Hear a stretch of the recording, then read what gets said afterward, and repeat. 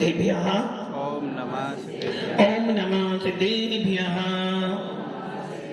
ओम नमः सिद्धेभ्यः यदर्चा भावेन प्रमुदित मनादरे दुर्यः छनादासित स्वर्गी गुणगण समृद्धा सतनिधि लभन्ते सतभक्त्या शिव सुख समाजं किम तदा महावीर स्वामी महावीर स्वामी नयन पथगामी भवतु मे महावीर स्वामी गुरुवाबंधनानेतं ज्ञान दर्शन नायिका चारित्राणां गंभीरा मोक्ष मार्ग उपदेशिका पंच प्रमेष्टि भगवान की एक राधिनाथ भगवान की अंतिम सत्संगपति भगवान महावीर स्वामी की आचार्य श्री कुंद कुंद भगवंत की आचार्य श्री विमल शंकर जी महाराज की आचार्य गुरुदेव सन्मति शंकर जी महाराज की तीन कामना करोड़ मणि राजा की द्वादशांजलि बनी माता की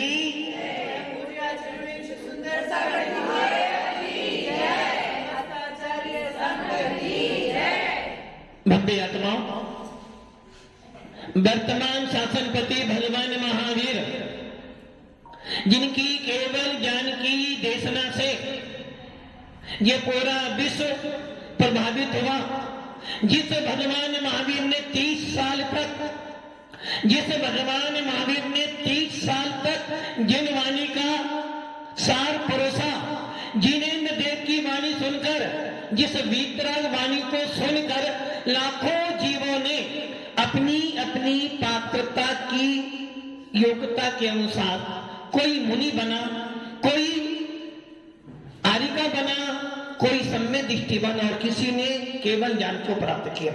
ऐसे वीतराग वाणी के श्रवण करने से, जिस वीतराग वाणी को सुनने से हमें अपनी आत्मा का बोध होता है। ऐसे भगवान महावीर ने 30 साल तक, 30 वर्ष तक आपको जिन वाणी सुनाई, और शायद हम में से कोई ऐसा जीव, जिस प्रकार आचार्य कुंदकुम स्वामी ने विदेश क्षेत्र जाकर श्री मंदिर स्वामी की वाणी सुनी, वैसे ही हम में से कोई भी जीव ऐसा भी होगा जिसने भगवान महावीर के समर्थन में जाकर भगवान महावीर की वाणी भी सुनी। और ऐसा भी हो सकता है कि हम सबके सब किसी ना किसी तीर्थंकर के समर्थन में गए होंगे। उमंग भैया जी, आप भी गए होंगे, समर्थन में गए होंगे, तीर्थंकर को देखा भी होगा। आज पूरा भारत, पूरा जैन समाज कहता है, बड़े बड़े विद्वान कहते हैं कि कुमकुम स्वामी का महान पुण्य है, कुमकुम स्वामी का महान पुण्य है कि जो विदेश क्षेत्र में गए और श्री मंदिर स्वामी का दर्शन कर कर आए। अब हम आपसे पूछते हैं, कुमकुम स्वामी ने तो मात्र एक श्री मंदिर स्वामी का अवलोकन किया था, आप लोगों ने तो अनादि काल से हम जीव तत्व हैं, अनंत काल तक जीव तत्व रहेंगे। क्या ऐसा कभी हो सकता है कि आप जीव तत्व से अजीब बन जाओ? कभी हो सकता है क्या? नहीं हो सकता क्या? कीर्ति जी, हो सकता है कि आप जीव से अजीब बन जाओ? पंचम काल में सब कुछ हो सकता है, आप जीव से अजीब हो सकते हो क्या? अभी भी आपका संधान डाउट हो रहा है। उमंग भैया जी बन सकते हैं क्या? जीव ही रहोगे, अजीब नहीं बनोगे। उमंग भैया कह रहे हैं, मुझे तो कौन सरदार है कि मैं जीव से अजीब बनने वाला। किंतु कीर्ति जी को डाउट हो रहा है कि हम जीव से अजीब भी। उषा जी, आप नहीं बनोगे, जीव ही रहोगे, सात बारह में रहोगे। अरे भाई, सात बारह मिले ना मिले, किंतु मैं जीव तत्व तो हमेशा ही रहूंगा। ऐसे समोसरण में अनादि काल से हम जीव तत्व हैं, अनंत काल तक हम जीव रहेंगे। हो सकता है इतने सारे तीर्थंकर, इतने सारे केवली हुए, कहीं ना कहीं तो हमने किसी तीर्थंकर का, किसी केवली का, किसी मुनि का, किसी रिद्धिधारी महामुनि का सानिध्य प्राप्त किया होगा। तभी तो आज हमारी रुचि, तभी तो हमारे को आज जिन शासन मिला है। सुनते हैं पद्म पुराण में आचार्य भगवत रवि सेन लिख रहे हैं, संतोष जी क्या लिख रहे हैं? संतोष जी नहीं लिख रहे, रवि सेन आचार्य लिख रहे हैं कि वो जटायु पक्षी जिसको आपने टीवी में देखा था रामायण में, वो जब रावण सीता का हरण करके ले जा रहा था, उस जटायु पक्षी ने अपने बल से उस रावण को रोकने का प्रयास किया। इधर रवि सेन आचार्य कहते हैं कि वो जटायु पक्षी जब राम और सीता वन में महारिद्धिधारी मुनि राजों को आहार दे रहे थे, आहार देते देते वो जटायु पक्षी भी एक पेड़ पे बैठा हुआ था और वो देख रहा था कि ये मुनि को आहार दे रहे हैं, और मुनि का स्मरण कर कर उसको अपने पूर्ण भाव का स्मरण आ गया कि मैं जब था मैंने भी किसी मुनि के दर्शन तो किए थे, किंतु मुनि के दर्शन कर कर मैंने उनकी निंदा की थी। मैंने पूर्व पर्याय में जिन शासन को पाकर भी जिन शासन का अपमान किया था, जैन होने के बाद भी मैंने अपनी आत्मा का स्मरण नहीं किया, जिसके कारण आज मैं कौन बन गया? कौन बन गया पंकज जी? पक्षी बन गया, मतलब कि मनुष्य पर्याय से तिर्यंच बन गया। और आपको क्या बनना है कोठारी जी? क्या बनना है आपको? मोक्षगामी बनना है? नहीं, मोक्षगामी बनने के लिए तो पात्रता मिली है। मोक्ष जाने की पात्रता क्या है? मोक्ष जाने की क्या पात्रता है? मोक्ष जाने की पात्रता हो या क्या है? मोक्ष में जाने की क्या पात्रता है? सबसे पहले तो तुम ये निश्चित कर लो तुम भव्य हो, और चलो भव्य भव्य छोड़ दो आप, सबसे पहले आपको मनुष्य भाव मिल गया है। मोक्ष में जाने की सबसे बड़ी पर्याय कौन सी है? नरक गति से, देव गति से, तीर्थ गति से मोक्ष नहीं मिलता। मोक्ष किससे मिलता है? मनुष्य गति से, मनुष्य भाव से। और आप सबको क्या मिला है? मनुष्य भाव मिला। और मनुष्य भाव के अंदर भी आप भव्य हो। आपके मन में ये तो श्रद्धा है कि मोक्ष जाने से ही संसार का अंत होता है। जब तक मोक्ष नहीं मिलेगा मेरे दुखों का दूर होने वाला नहीं है। दुखों को दूर करने के लिए क्या करना पड़ेगा? दुखों को दूर करने के लिए पंकज जी क्या करना पड़ेगा? मुनि वेश धारण करना पड़ेगा। हाँ संतोष जी, दुखों को दूर करने के लिए क्या करना पड़ेगा? संतोष जी, दुखों को दूर करने के लिए क्या करना पड़ेगा? मुनि वेश। और मुनि जी क्या करना पड़ेगा? दुखों को दूर करने के लिए सबसे पहले क्या करना पड़ेगा?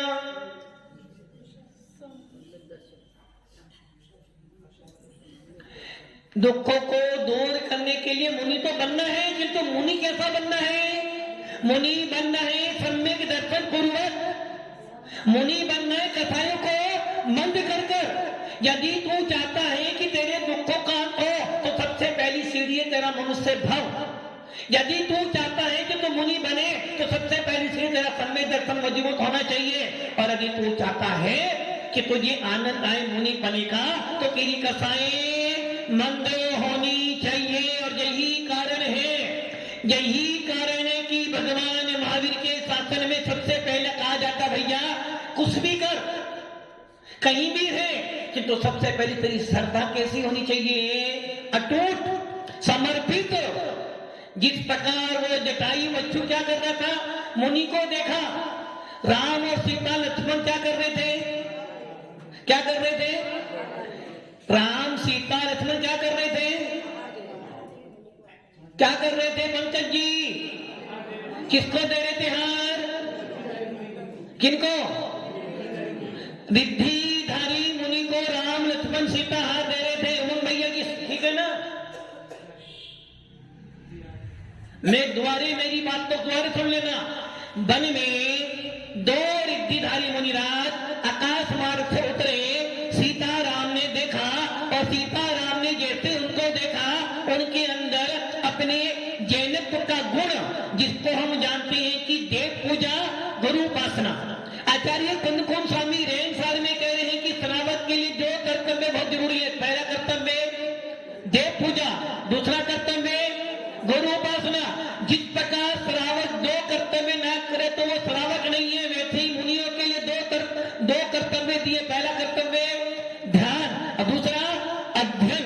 ध्यान और अध्ययन जो करता है मुनि होते हैं, और जो श्रावक होने के बाद मुनियों की उपासना करता है और भगवान की पूजा करता है वो श्रावक होता है। राम सीता को मुनियों को देखकर भाव उत्पन्न हो गए कि इस जंगल में हमारे पुण्य उदय से, अभी सुन रहे थे ना, चरणों में जगह मांगी तुमने दिल में बसा लिया। उसी प्रकार एक श्रावक उन पंच परमेष्ठियों की मूर्ति को अपने हृदय में विराजमान करता है, और जब कभी आकुलित होता है, जब कभी दुखित होता है, तो ऐसो पंच नमोकारो सब पाप, और ऐसे नमोकार मंत्र में उन पंच परमेष्ठियों को नमस्कार कर कर अपने सारे अमंगल को मंगल कर लेता है। राम और सीता को भी भाव उत्पन्न हो गए कि हमारे पुण्य कर्म के उदय से। ये ध्यान रखना, जिन शासन मिलना अलग बात है, और देव साथ गुरु का समागम मिल जाना बहुत बड़ी बात है। राम और सीता सोचते कहा तो हम राजा थे, राजमहल में रहते, तो कहा जंगल में आ गए जहां कोई मंदिर नहीं है, फिर भी हमें कौन मिल गए? सामान्य मुनि नहीं, रिद्धिधारी महामुनि मिल गए। तो राम लक्ष्मण और सीता क्या कर रहे थे? क्या कर रहे थे? पंकज जी क्या कर रहे थे? रिद्धिधारी मुनि को कौन दे रहे थे? राम सीता और लक्ष्मण हार दे रहे थे। हम मैं सही कह रहा हूं मैं? भाई जंगल कौन, वनवास किनको मिला था? वनवास तो राम को मिला था, सीता तो पीछे पीछे लग गई थी। क्यों लगी? क्योंकि जहां प्राणनाथ जाएंगे वहीं पर, जिस प्रकार जहां जहां गुण होता मक्खी पीछे पीछे, उसी प्रकार जिनके मन में गुरुओं के प्रति श्रद्धा होती है, जिनके मन में गुरु ही प्राण होते हैं, जहां जहां गुरु जाते हैं पीछे पीछे भव्य जीव भी लग जाते हैं। अब बताओ जंगल वनवास किसको मिला था? राम को। सीता क्यों गई? वनवास किसको मिला था? और राम को तो वनवास मिला ही नहीं था। जैन शासन के अनुसार तो राम को वनवास मिला ही नहीं। राम को तो बस इतना हुआ था कि राजा कौन बनेगा? लक्ष्मण। वो भी क्यों? जो कि केकया चाहती थी पति को महाराज बनने जा रही है, भरत जी भी वैरागी हो रहे हैं, यदि दोनों गए तो मैं किसके सारे जीऊंगी, इसलिए हे प्राणनाथ आप राम को राजा ना बनाकर किससे बना दो राजा? लक्ष्मण, भरत जी को राजा बना दो। किंतु भरत जी कह रहे हैं बड़े भाई के रहते रहते मैं गद्दी पर, तो राम जी कहते चिंता ना कर, चिंता ना कर, तू राजा, तू राज गद्दी पे बैठ, मैं कहीं वन में जाकर जहां मुझे कोई ना जाने मारूंगा। कितनी बड़ी उदारता है, छोटे भाई के लिए सारा राज्य छोड़ दिया। ऐसे राम वन में जाते हैं किंतु सीता पीछे पीछे लग जाते हैं, क्योंकि सीता जानती थी कि बिना पति के मेरा कोई मूल्य। सीता के शासन में कौन लग गया? कौन लग गया? लक्ष्मण क्यों गया? लक्ष्मण क्यों गया? अश्विन जी लक्ष्मण क्यों गया? दोनों की सेवा कर। हाँ जी, किनकी सेवा करनी? अभी मान लो तुम्हारे घर में छोटे भाई को वनवास मिले तो तुम पीछे पीछे जाओगे? अरे भाई लक्ष्मण क्यों गया? क्योंकि राम बलभद्र थे, और बलभद्र का नारायण थे, अटूट अटूट अटूट स्नेह होता है। और यही कारण रहा जब लक्ष्मण मरा तो राम 6 महीने तक उसकी लाश को लेकर घूमते रहे, क्योंकि ये था लक्ष्मण के प्रति मोह। कैसा मोह? मिथ्या वाला मोह नहीं था, अति राग। इसलिए जब बलभद्र को जाना पड़ा तो पीछे पीछे लक्ष्मण नारायण भी पीछे चले गए। वो जटायु पक्षी क्या देख रहा था? जंगल में राम सीता लक्ष्मण हाथ दे रहे हैं। किनको हाथ दे रहे थे? रिद्धिधारी मुनि को हाथ दे रहे थे। कौन? संतोष जी कौन दे रहे थे? राम, सीता और लक्ष्मण, तीनों ही थे। ऐसा तो नहीं हो सकता कि दिनेश जी के घर में हाथ चले और दिनेश जी हार दे, संतोष जी हार ना दे, ऐसा तो होने वाला, ऐसा तो हो सकता है कि संतोष जी हार दे, दिनेश जी ना दे, ऐसा तो हो सकता है। संतोष जी हार दे, दिनेश जी ना दे, हो सकता है, किंतु दिनेश जी का भी हार दे तो संतोष जी को आना ही क्यों आना पड़ेगा? भाई कैसे नहीं, छोटा भाई दे रहा है तो बड़े भाई को देना, तो किंतु बड़ा भाई दे, छोटा चल जाएगा। सही ना संतोष जी? देख लो, उसी प्रकार राम सीता लक्ष्मण तीनों वन में खड़े हैं, हार कौन दे रहा है? राम भी दे रहा है, सीता भी दे रही, लक्ष्मण भी दे रहे हैं, दे रहा है लक्ष्मण भी हार। क्यों नहीं दे रहा लक्ष्मण? अरे भाई, जिनको नरक आयु का बंद हो जाता है उनके भाव हार देने के, विष्णु परमा माता जी कह रही है उनके भाव हार देने के नहीं बनते। किंतु भव्य आत्माओं, सिद्धांत पढ़ो। सिद्धांत क्या कह रहा है? जिस समय नारायण कृष्ण जी मथुरा में विराजमान थे, उस समय एक मुनि रात को रोग हो गया था, तो नारायण कृष्ण जी को नरक आयु का बंध था। क्योंकि नारायण कृष्ण कौन थे? पति नारायण थे, पति नारायण थे, नारायण थे। नारायण कृष्ण कौन थे? नारायण थे। और जो जो नारायण होते हैं वो कहां जाते हैं? उनको नरक नहीं जाना है। अब आप सोच लो, 3 खंड का अधिपति गरिमा जी, 3 खंड का अधिपति, जिसकी 3 खंड में आज्ञा चलते चक्र रतन जिनके पास में है, जिनकी सेवा करने के लिए हजारों देव खड़े हुए हैं, जिनके पास पर्याप्त वैभव है, ऐसे नारायण को कहां जाना? मर के कहां जाना है? नरक में जाना है। आपको ऐसा पद चाहिए? क्यों? 3 खंड का अधिपति कीर्ति जी चाहिए ना?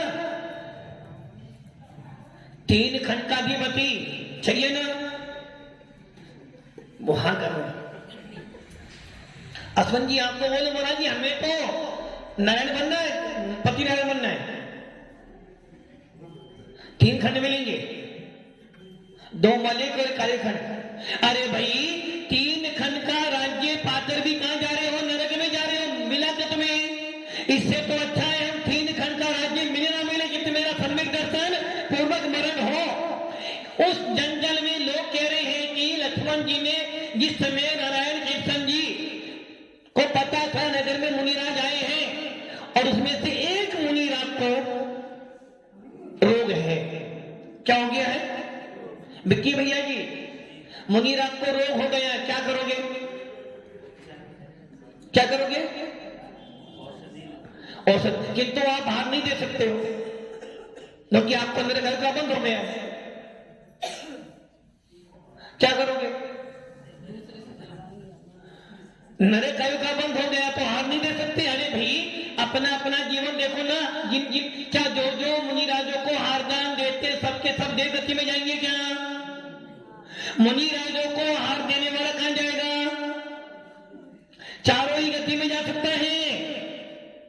मुनियों को हार देने वाला, इसलिए ये मत सोचना कि यदि हमने मुनि को हार दे दिया, पंकज जी, यदि हमने मुनियों को हार दे दिया तो हमारा स्वर्ग जाना तो फाइनल है।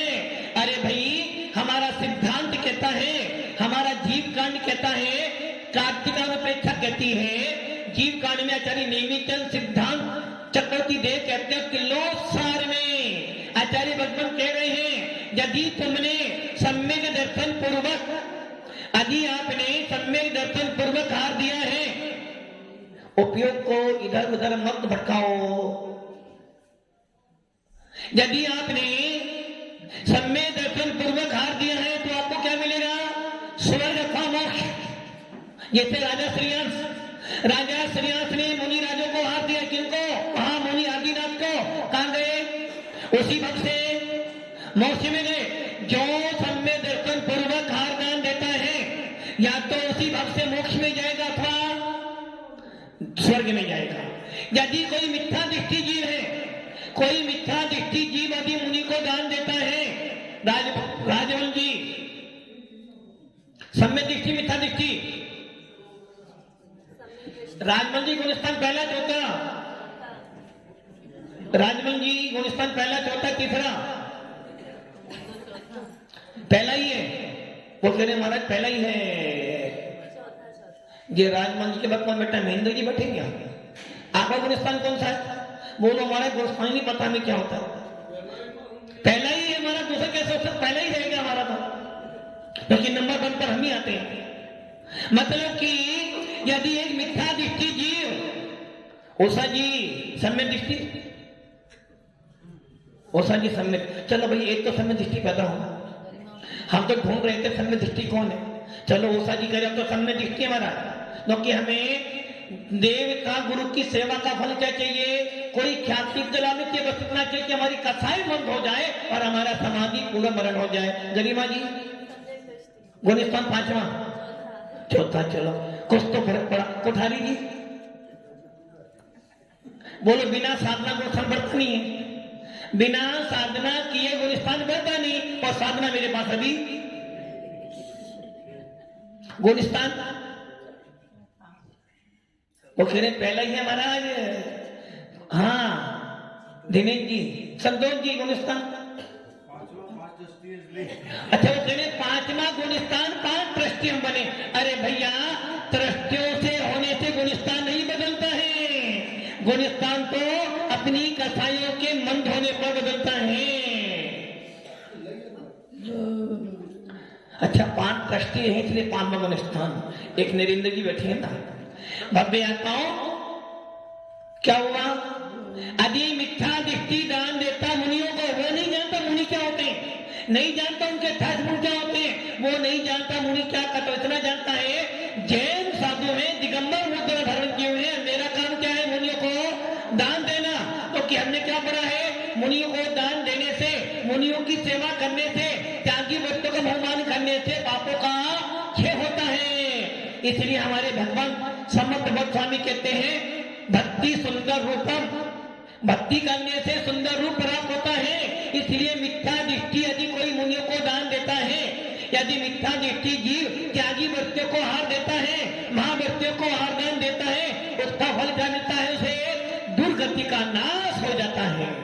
उसको नरक में नहीं जाना पड़ेगा, उसको तीर्थ में नहीं जाना पड़ेगा। ऐसे जीव मंद कसाई होते हैं और भोग भूमि में चले जाते हैं। आदि किसी जीव ने पूर्व में आयु बंद कर लिया है, फिर यदि मुनियों को दान देता तो उसे वही जाना पड़ेगा।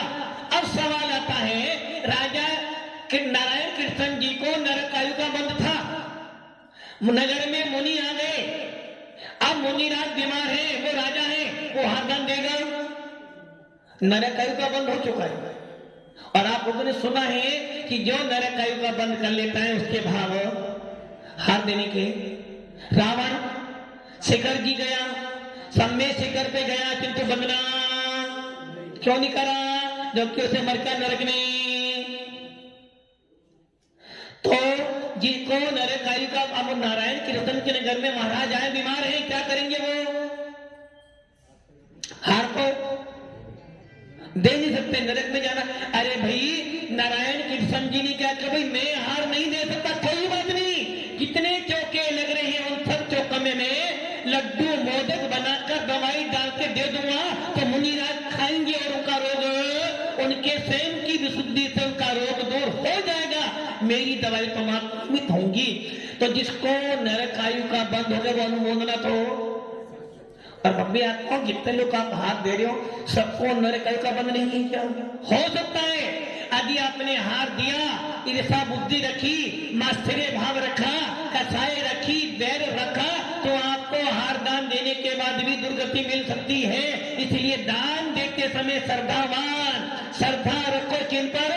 पंच परमेष्टि पे श्रद्धा रखो कि इन पंच परमेष्टि पे श्रद्धा रखने से सम्य दर्शन की प्राप्ति होती है। उस समय राम, सीता, लक्ष्मण तीनों क्या कर रहे थे? रिद्धिधारी मुनि को हार कौन दे रहा था? रिद्धिधारी मुनि को हार कौन दे रहा था? जंगल में सीता भी है, राम भी और लक्ष्मण भी है, हार कौन दे रहा था? हार कौन दे रहा था? राम और लक्ष्मण जी क्या कर रहे थे? सफाई। वो सामान ला रहे थे, वो विष्णु परमा जी देख रहे थे, वहां बैठे हुए थे। राम सीता लक्ष्मण तीनों खड़े हैं और राम सीता आहार दे रहे हैं, लक्ष्मण बाहर खड़ा अनुमोदना कर रहा है। लक्ष्मण जी अनुमोदना कर रहे हैं। लक्ष्मण जी अनुमोदना कर रहे हैं। क्या अनुमोदना कर रहे हैं? आहार दान की अनुमोदना कर रहे हैं। और अनुमोदना करते करते करते वो जटायु बच्चू भी देख रहा है और देखते देखते उसके भाव इतने विविल हो जाते। देखो वो होता है, जो को कहा मैं जैन था पहले और मैंने जैन शासन पाकर मुनि की निंदा की। मैंने जैन शासन पाकर मुनियों की निंदा करी। आज मुझे जो पर्याय प्राप्त हुआ, अब मैं अपनी इस पर्याय के अंदर मुनियों की वंदना करूंगा और शांत चित्त होकर वंदना करने बैठ गया। इधर मुनिराज आहार कर रहे थे।